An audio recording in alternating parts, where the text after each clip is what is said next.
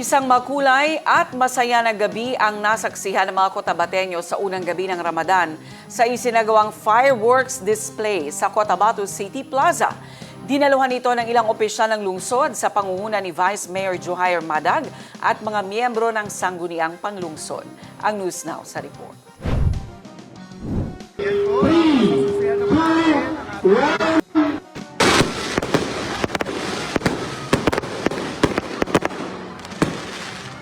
Sinaksihan ng mga magkakaibigan, magkakamag-anak at mga opisyal ng Cotabato City ang isinagawang fireworks display kagabi sa Cotabato City Plaza.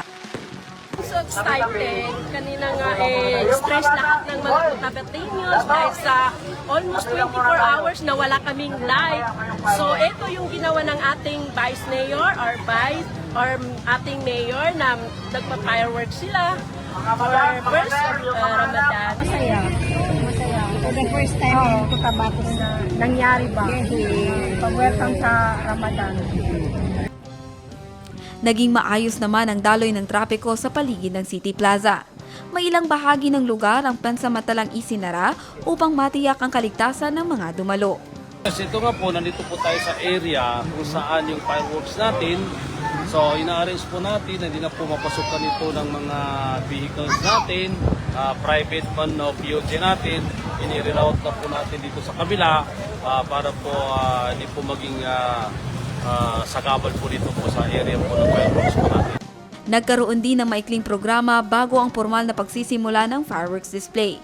Dinaluhan ito ng mga opisyal ng pamahalaang lungsod sa pangunguna ni Vice Mayor Johair Madag, mga city councilors, youth advocates at iba pang panauhin. Napakasaya natin kasi wala umabot naman sa Ramadan. Pagkakataon ito para tayo magawa naman natin lahat ng sunnah na dapat natin gawin sa mga buwan ng Ramadan.